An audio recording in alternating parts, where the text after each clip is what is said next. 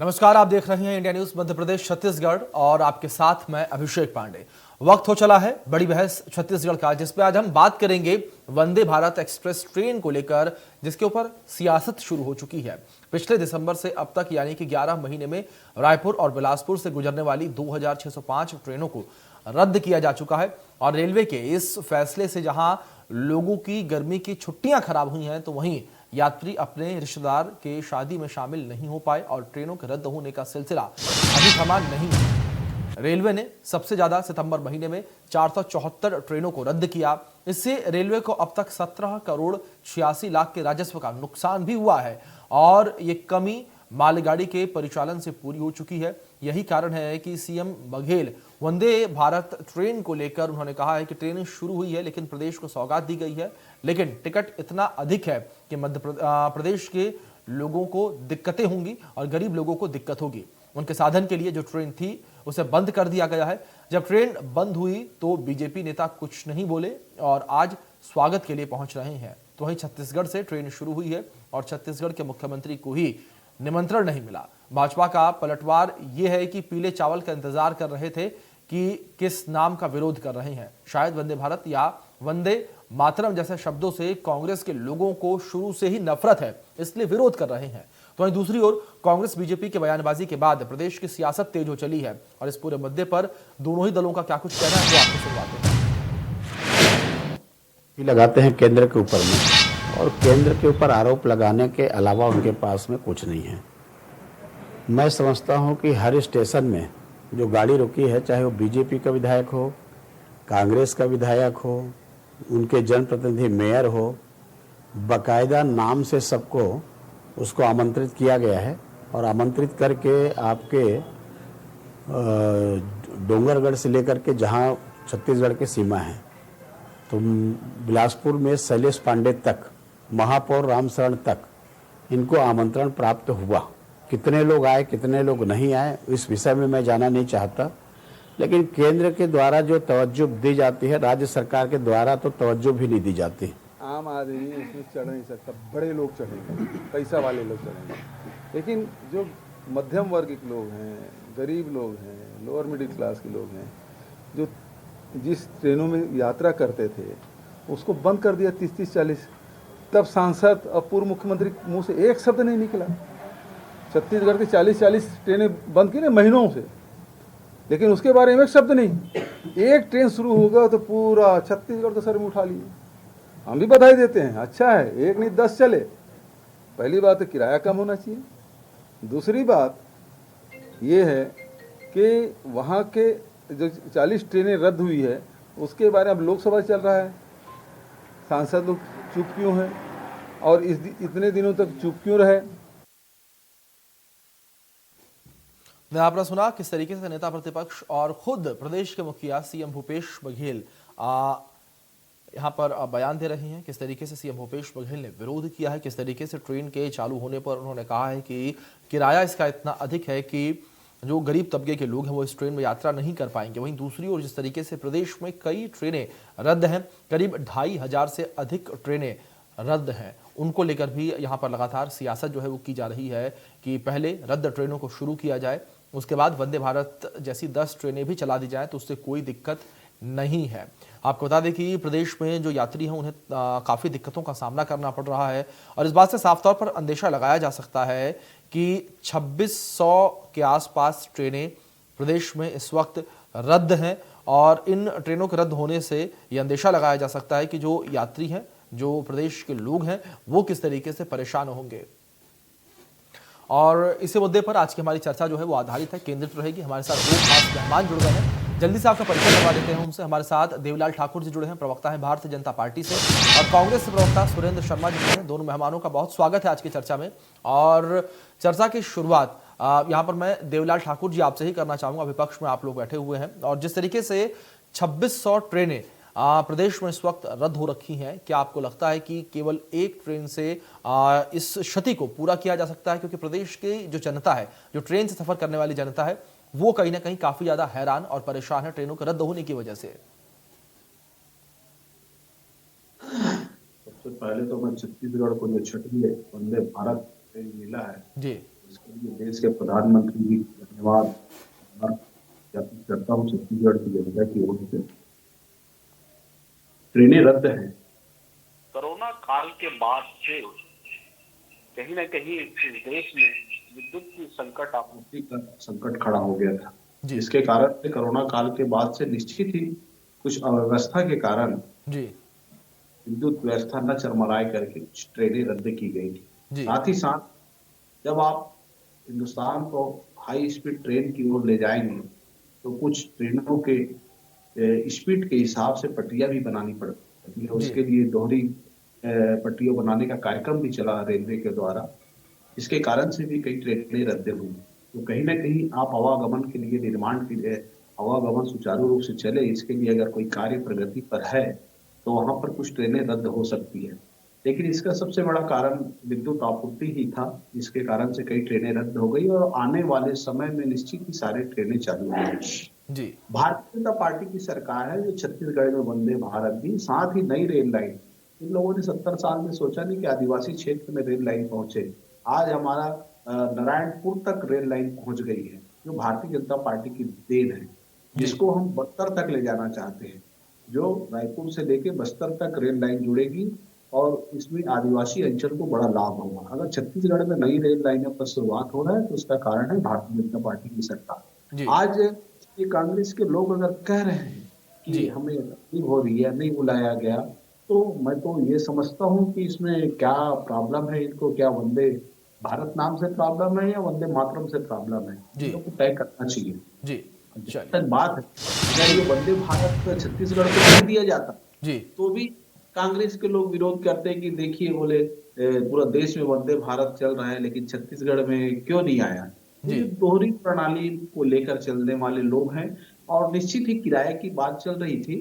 तो मैं ये खुले मन से खुले तौर पर ये कहना चाहता हूँ कि अगर आप किसी चीज की सुविधा मांगेंगे तो उसका किराया हो सकता है थोड़ा बहुत ज्यादा हो सकता है, ठीक है क्योंकि आप जिस प्रकार से सुविधा चाहते हैं, जिस प्रकार से ठीक है। अरेंजमेंट मतलब चाहते हैं। देवलाल जी आपकी बात लगभग यही है कि अगर प्रीमियम सुविधा लेंगे तो प्रीमियम किराया या प्रीमियम शुल्क जो है वो आपको चुकाना होगा जाहिर तौर पर। ठीक है, इस बीच सुरेंद्र जी का रुख कर लेते हैं। सुरेंद्र जी, आपने सुना यहाँ पर देवलाल जी जिस तरीके से अपनी बातों को रख रहे थे, इन सब बातों के बीच जिस तरीके से एक बात, एक शब्द जो बार बार सामने आ रहा है सुरेंद्र जी, कि कांग्रेस को वंदे भारत, वंदे मातरम जैसे शब्दों से ही परहेज है, ये बातें भी अब उठने लगी हैं। कि भारतीय जनता पार्टी की केंद्र की सरकार जी एक ऐसा डॉक्टर है जिसके पास आप पैर का इलाज कराने जाएंगे तो हाथ तोड़ देंगे जी और उसके बाद पूछेंगे आपके पैर का दर्द कैसा है। जी बात दरअसल ये है कि आज 2600 ट्रेनें रद्द हैं, जी उसमें बहुत सारी ट्रेनें छत्तीसगढ़ की रद्द हैं। तमाम गरीब तबके के लोग रोज उसमें आवागमन करते हैं। जी ऐसे तमाम ट्रेनों को रद्द करके एक वंदे भारत ट्रेन चाल आरंभ करके ऐसा बताया जा रहा है कि बहुत बड़ा चमत्कार हो गया, इससे पहले न भूतो न भविष्यति, इससे पहले कभी कुछ हुआ नहीं है। जहां तक वंदे मातरम या वंदे भारत का प्रश्न है जी तो मैं भारतीय जनता पार्टी को ये बताना चाहता हूँ कि इनके संज्ञान में शायद ये नहीं मालूम कि कांग्रेस पार्टी का जब भी कार्यक्रम आरंभ होता है तो वो वंदे मातरम से ही आरंभ होता है, और आज से नहीं। जब भारतीय जनता पार्टी सत्ता में कभी नहीं आई थी, जब भारतीय जनता पार्टी सिर्फ 2 सीटों में थी और जब भारतीय जनता पार्टी देश की आजादी के समय कोई योगदान उनका नहीं था, उस समय से वंदे मातरम हमारे लिए एक राष्ट्र गान के रूप में, राष्ट्र गीत के रूप में हमने उसको मान्यता प्रदान की हुई है और हमारा हर कार्यक्रम वहां से शुरू होता है। जी हम भारत माता की वंदना करना चाहते हैं। हम भारत माता की वंदना करने से किसी को कोई परहेज नहीं होना चाहिए, ना हमें परहेज मतलब है। सुरेंद्र जी, हमको- भारत हम- माता की वंदना से आपको ना कोई परहेज है, ना ही पार्टी को कोई परहेज है, पार्टी करती है। लेकिन इस बीच एक सवाल का और जवाब दे दीजिए सुरेंद्र जी, जो ये मनमुटाव वाली बात सामने आ रही है, न्योते वाली बात सामने आ रही है, कार्यक्रम में न जाने वाली, बुलाया नहीं गया, ये जो बातें सामने आ रही है, उनको लेकर क्या कुछ कहेंगे? नहीं, अगर संबंधित जनप्रतिनिधियों को, निर्वाचित जनप्रतिनिधियों को समुचित सम्मान नहीं मिलेगा जी या समुचित रूप से निमंत्रण नहीं मिलेगा तो आपत्ति तो होगी। जी और आपत्ति अगर जिन लोगों ने किया है तो बिल्कुल सही आपत्ति किया है। जी भाई एक सामान्य सी बात है कि जो शासकीय कार्यक्रम होते हैं, चाहे केंद्र के हो चाहे राज्य के हो, जी वहां पर निर्वाचित जनप्रतिनिधियों को उनके प्रोटोकॉल के हिसाब से आमंत्रित किया जाता है, वो जी। चाहे उसमें आए ना आए। और अगर लोगों ने शिकायत की कि हमको नहीं बुलाया गया तो निश्चित जी। रूप से भारतीय जनता पार्टी के मतलब एक तरह से उपेक्षा करने की नीति है, और ये ठीक बात नहीं है। ठीक है। देवलाल जी, उपेक्षा करने की बात सामने आ रही है और दूसरी ओर आमंत्रित नहीं किया गया, उसके बाद कटाक्ष किए जा रहे हैं कि पीले चावल का इंतजार कर रहे थे लोग। देखिए, इसमें उपेक्षा करने जैसी बात ही नहीं है। आप अपेक्षा ही नहीं कर रहे तो उपेक्षा कहाँ से होगा। जी दूसरी बात ये कहना चाहूंगा, जो वंदे मातरम की शुरुआत नागपुर से हुई, जी तो छत्तीसगढ़ का कोई जनप्रतिनिधि नहीं, बच्चे बच्चे तक हाथ में तिरंगा लेकर रेलवे स्टेशनों जी में उनका स्वागत करते नजर आए। इस पर तो पूरा छत्तीसगढ़ के लोगों में उत्साह था, मन में उत्साह था कि वंदे भारत ट्रेन जो हमारे छत्तीसगढ़ को मिली है।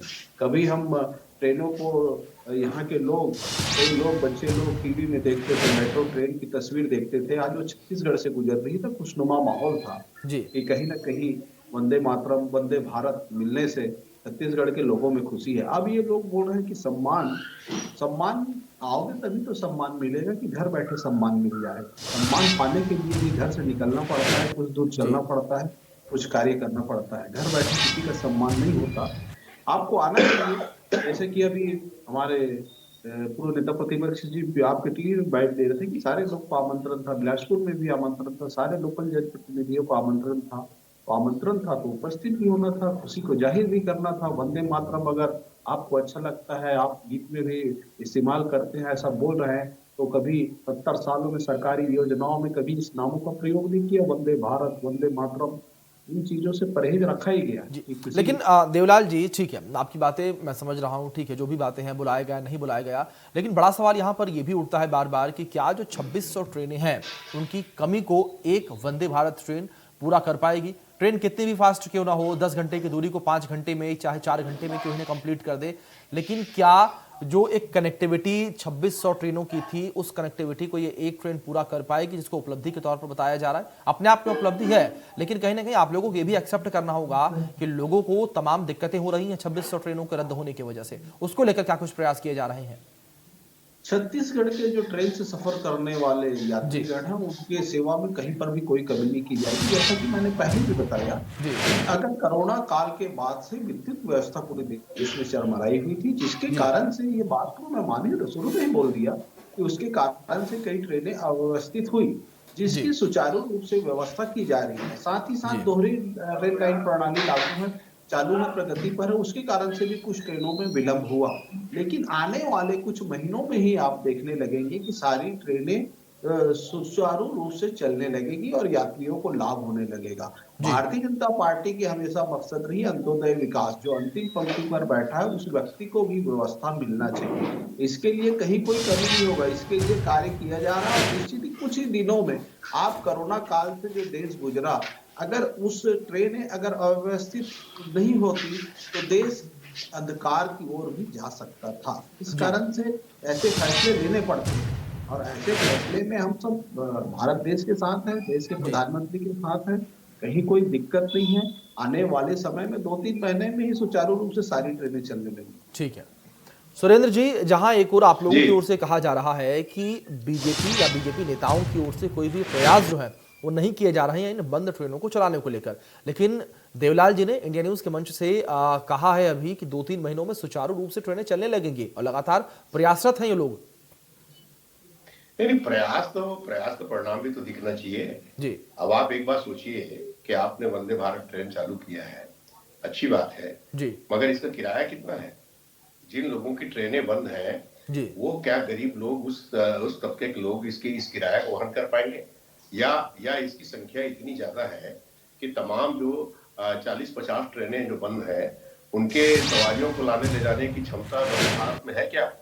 बात दरअसल ये है कि भारतीय जनता पार्टी की सरकार हमेशा बड़े जो वैभवशाली लोग हैं, जो पूंजीपति लोग हैं, जो बड़े लोग हैं, उनकी बड़ी चिंता करती है। और एक चीज देखिए तो भव्यता को इतना जोर जोर से चिल्लाएंगे, इतना जोर जोर से चिल्लाएंगे कि बहुत चमत्कार हो गया, क्रांति हो गई, अब आप देखिए, अब ऐसा हो गया, अब ऐसा हो गया।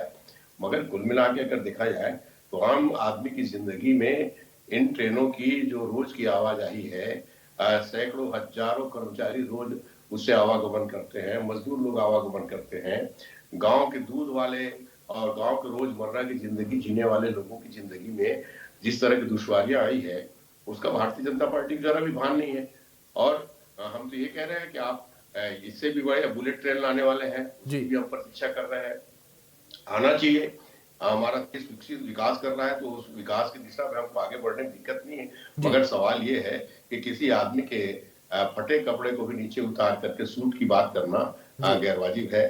तो अभी पहले तो जो ट्रेन बंद है उन सभी ट्रेनों को बहाल करना चाहिए और वंदे भारत की जो किराया है इस किराया को हिंदुस्तान के लोगों की आमदनी के हिसाब से रखना चाहिए।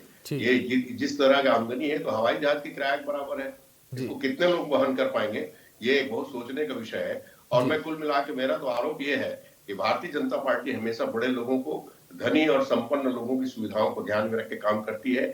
गरीबों के प्रति अंतिम व्यक्ति की बात जो अभी ठाकुर साहब ने की, अंतिम व्यक्ति के बारे में भारतीय जनता पार्टी के पास सोचने को कोई अवसर नहीं है। ठीक है देवलाल जी, इस पर जवाब चाहूंगा मैं आपका। जिस तरीके से सुरेंद्र जी ने बड़े आरोप लगाए हैं, देखिए अगर ये अंत्योदय का अगर काम नहीं करना चाहती अंत्योदय के क्षेत्र में, देश के प्रधानमंत्री के एक सपना था कि हर गरीब आदमी के घर में सर में छत होगा। उस कार्यक्रम को छत्तीसगढ़ सरकार ने क्यों रोक रखा है अगर इतने गरीबों के हितैषी हैं?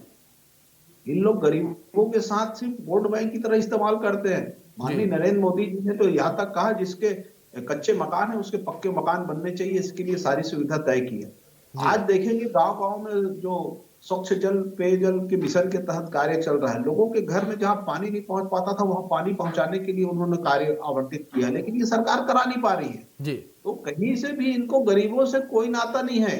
और इनका जो आप देख रहे हैं इस गवर्नमेंट में भी कोई भी जो जनहितकारी जो योजनाएं हैं, हितग्राही हैं, वो सारे कार्य अपेक्षा के अनुरूप नहीं हो रहे हैं। इनका टारगेट कहीं पर भी पूरा नहीं है। ये कैसे गरीबी को हटाने के, गरीबी को मिटाने की बात करते हैं, गरीब लोगों की मदद करने की बात करते हैं। रही बात जो ट्रेन में आवागमन करने वाले हैं, सफर करने वाले यात्री हैं, मैंने पहले भी कहा अभी भी कह रहा हूं कि आने वाले समय में सुचारू रूप से उनका कार्यक्रम फिर से चालू हो जाएगा, इसमें कहीं कोई दिक्कत नहीं है।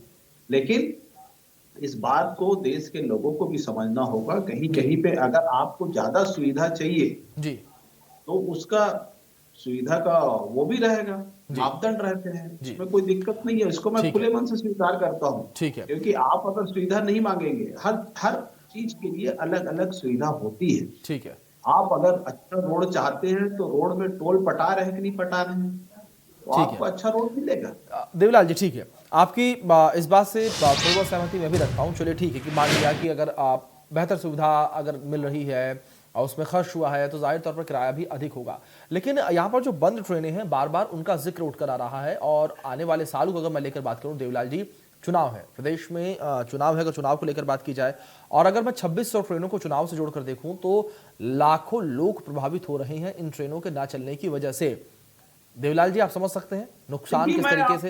इस तरीके से 2600 ट्रेनें बंद होने से लाखों लोग प्रभावित हो रहे हैं, लेकिन कोरोना काल के बाद अगर सही समय में विद्युत आपूर्ति के लिए जो रॉ मटेरियल है अगर वो नहीं पहुंचाया जाता तो 26 करोड़ लोग प्रभावित हो जाते हैं। तो 26 लाख लोग प्रभावित हो रहा है, वो है कि 26 करोड़ लोग प्रभावित होते, मतलब देश में कहीं ना कहीं एक विद्युत समस्या के रूप में खड़ा हो जाता।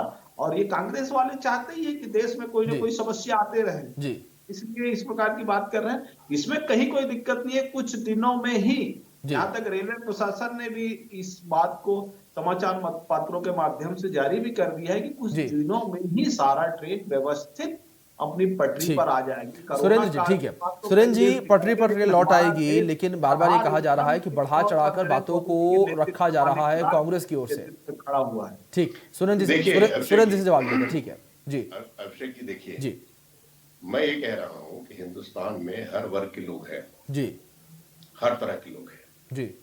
जो सक्षम लोग हैं वो अपनी सुविधा स्वयं उपलब्ध कराने में सक्षम है जी, उनके पास एक नहीं कई विकल्प हैं जी। मगर जो मध्यम वर्गीय लोग हैं, जो निचले तबके के लोग हैं, जो गरीब तबके के लोग हैं, जिनके पास रोज कमाओ रोज खाओ ऐसी जो स्थितियां हैं, ऐसे लोगों का ध्यान तो सरकार को रखना चाहिए ना। सरकार की जिम्मेदारी यही बनती है ना। भारतीय जनता पार्टी के लिए कांग्रेस ने बिल्कुल ध्यान नहीं दिया। तो मैं आपको बताऊं कि 26 लाख किसानों को हम 9,000 रुपए प्रति एकड़ के हिसाब से इनपुट सब्सिडी दे रहे हैं। इसके इसके वजह से छत्तीसगढ़ में धान का उत्पादन अपने प्रचंड रूप में धारण कर लिया है।